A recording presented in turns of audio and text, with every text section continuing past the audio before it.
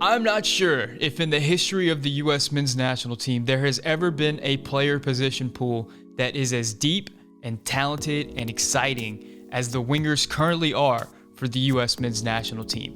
Hi, my name is Sam. This is the Ink Report, the show we talk about U.S. men's soccer, and today we are taking a deep dive into that winger pool to see who we got at the top and some of the guys at the bottom that are coming through, some of the younger guys that are pushing the top guys to just be all that they can be. The first name on the winger depth pool list is probably not going to come as a surprise to anybody. It is the golden boy, Christian Pulisic. Pulisic, at 22 years old, is a winger for Chelsea in London in the EPL. Pulisic likes to line up on the left where he can either get to the inline and cross it with his left foot, or he can cut in on his right foot and either make a pass or put pressure on the defense, take a shot, do what he's got to do.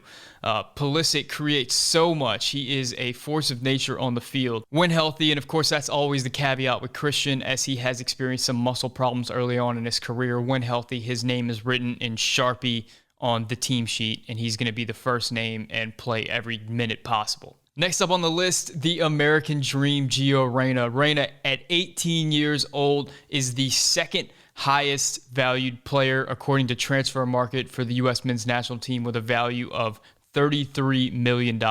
Reyna received his first cap for the U.S. men's national team this year in the November friendlies and was able to score a goal. He currently has 3 goals and 4 assists, and those 3 goals were pretty spectacular goals. Gio plays on the right side predominantly for Dortmund, and he likes to cut into the middle. Gio is one of the best U.S. players I've ever seen at operating in tight spaces.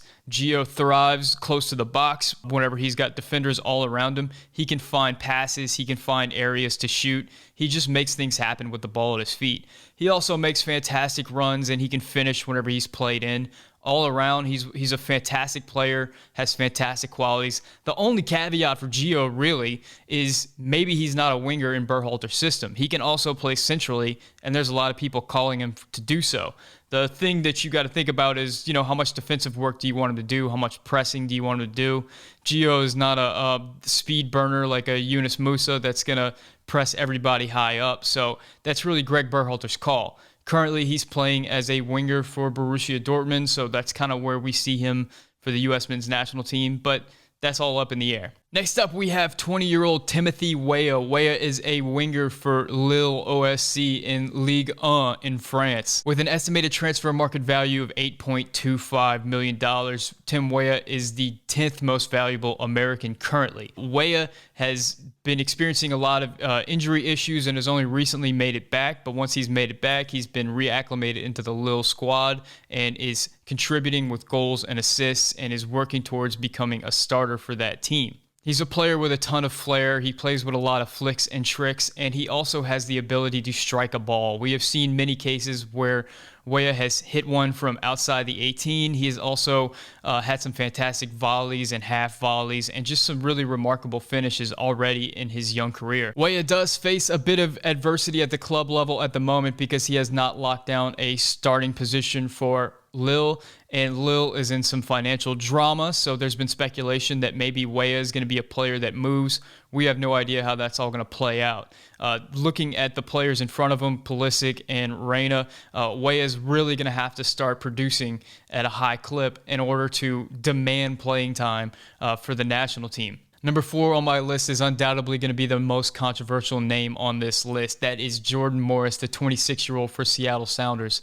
Jordan Morris is consistently one of the best players in MLS. The striker turned winger is a very direct player, a very physically gifted player, very fast, very large, able to hold off defenders, and is an absolute menace on the counterattack. Jordan currently holds 34 goals and 16 assists in 102 MLS games. That is a pretty fantastic clip for someone who is playing at the winger position. I, for one, am really excited to see what Jordan can do at Swansea City because I have long held that even though he is an MLS player, I watch a lot of lower-tier Bundesliga and lower-tier Premier League, and I'm hard-pressed to say that some of those guys for Werder Bremen and Schalke and some of these bad Bundesliga teams are that much better than Jordan Morris. I feel like Jordan could hold his own at those levels.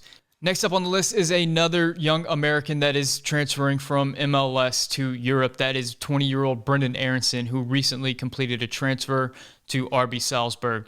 Now, Aaronson has played a lot centrally. He also plays on the wing, and in his first preseason game for Salzburg, that's where he started on the wing. And with so much competition at so many positions, players who can play multiple positions for the national team are going to become more and more invaluable. And that's where I see Aaronson as a guy who can play multiple positions. So that's why I have him in the winger depth chart.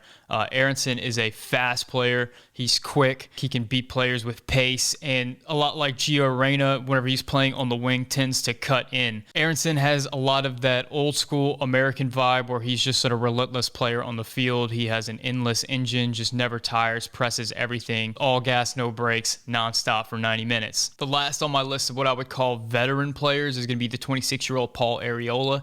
Arriola has been a mainstay on the U.S. men's national team roster for many years, but as these younger players are rising in prominence and just coming out more and more, it looks like Arriola might be on the outside looking in. Arriola, of course, just a nonstop player, a player that's going to put in an incredible defensive effort, but lacks a little bit of that technical ability in the final third that some of these younger players possess. He's also a fantastic player to have on a January camp roster where he can be a mentor for some of the younger players. He has a ton of experience, but as far as moving forward, actually getting game time for the U.S. men's national team whenever the full player list is available, I don't think Arriola is going to be a player moving forward that's going to have a lot of say in the coming years. Now, moving on to some of the younger guys that we have coming through that could be big-time prospects moving forward. First up, we're going to go with the 19-year-old Konrad de la Fuente. De la Fuente, of course, the Miami kid that is playing at Barcelona. Well, I say playing. He's mostly playing for Barcelona too. There was a lot of anticipation this year that Konrad could be acclimated into the Barcelona senior team, and he did get a few caps, but that was the end of it. We haven't seen any concerted effort for Konrad to get any playing time this year. And for that reason, the rumors and screams and echoes have gotten louder and louder that Konrad needs to find greener pastures where he can actually get playing time. As we look at the list, I've already rattled off 5 or 6 players that are in contention for this spot, and a player like Konrad, who's just been a big-time youth prospect for so long, sooner or later, he's got to get games. Another young 19-year-old that everybody was excited about for a little moment in time there, and it's sort of cooled at this point, is Uly Llanez. Llanez, of course, the Mexican-American who is on loan at Heerenveen in the Eredivisie. Llanez failed to break through at Wolfsburg and was since loaned out to Heerenveen, and since arriving there has struggled to get any playing time at all. He's barely seen any rosters, and for that reason, there's a lot of people asking if he should be recalled and reloaned out. There was a moment there whenever Llanez was one of the bright young things for U.S. soccer. There was a lot of hype around him, but his inability to find playing time for his club career has really halted a lot of that hype, combined with a lot of other young players coming through. Another similar player is Richie Ledezma. Ledezma, of course, is the number 10, but also has played as a winger for the U.S. men's national team. He put in some beautiful assists in the November friendlies. Ledezma is currently at PSV in the Eredivisie and was just starting to break through whenever he suffered a ligament injury that saw him miss the remainder of the season. Ledezma is currently out injured, and it's a shame because he was just about to break through. Now, there are some other names out there floating around, and I'll kind of go through them quickly because I don't think that they're in serious contention. The first one is Yunus Musah. Yunus Musah, of course, the exciting 17-year-old that kind of took us all by surprise for the Wales friendly. Yunus played as a central midfielder in the November friendlies and was absolutely phenomenal. His high press, his pressure, his ability on the ball just looked flawless alongside McKennie and Adams. Now, Yunus does play predominantly as a winger for his club team, Valencia, but it doesn't seem like the position that Greg Berhalter projects him at, and because there's so much competition in the winger position, it is unlikely that Yunus is going to see significant time as a winger for the national team. However, anything can happen, and if there's a tournament where a lot of wingers get injured, maybe Yunus is a guy that moves out there. Another guy that had a bright moment in time that has since faded is Tyler Boyd. Boyd had a Gold Cup moment where he scored a goal and was kind of exciting and then kind of fell off the planet. Boyd has fallen far in the depth chart playing in the Turkish league. He actually got removed from his squad because they didn't have enough foreign slots, and he was one of the casualties. Boyd's form is very low at the moment, and with all the guys that I've mentioned before that are playing as wingers, it's unlikely that Boyd is going to climb up the depth chart anytime soon. Another player that had a lot of people excited following the last round of friendlies was Chris Mueller. Mueller is an MLS player. He is a 24-year-old winger that possesses some plus ability, and people were wondering if he has a place in the MLS depth chart. Reminds a lot of people of Paul Arriola. The reality, though, is at 24 years old and with his current ability, he's probably about at his ceiling as a player. And at this point, would I take him over, Pulisic? No. Reyna? No. Morris? No. Weah? No. Aaronson? No. So at that point, if you're 5 players deep, are you really going to be a guy for the national team? I don't see it. But, with all the fixture congestion coming up, maybe he's a guy that gets some minutes here or there. Maybe he impresses. Maybe he gets himself a move. Maybe he ends up playing for Real Madrid in the next 2 years. Who knows?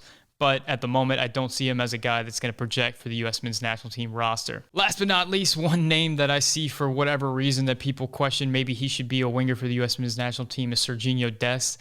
Dest, of course, the right back for Barcelona. Let me say that again. Dest, of course, the right back for Barcelona. That's just fun to say. Dest is the right back for Barcelona. He's probably the best right back the U.S. men's national team has ever had. Why we would take him out of that position, I don't know. And of course, with all the players that we have that can potentially play on that right side of midfield with like Weah and Reyna and whoever else, Morris, Aaronson, whoever you want, we have some quality there that can play that position. And there's really just no reason to take Dest out of that right back spot unless you want to move him to left back for whatever reason. But I see Dest as a fullback. I don't see him becoming a winger at any point. So that's it for me, guys. That is the winger depth chart as I see it right now. Of course, all that could blow up and some Matthew Hoppe situation could come in where some guy we've never heard about just explodes onto the scene for Real Madrid or Barcelona or whoever and just takes the winger position by storm. We don't know, but that kind of thing is happening left and right for the U.S. men's national team right now. It's a beautiful thing. Anyway, guys, if you liked the video, please hit that subscribe button. Please hit the like button. It helps out the channel a lot. My name is Sam, and this is the Ink Report.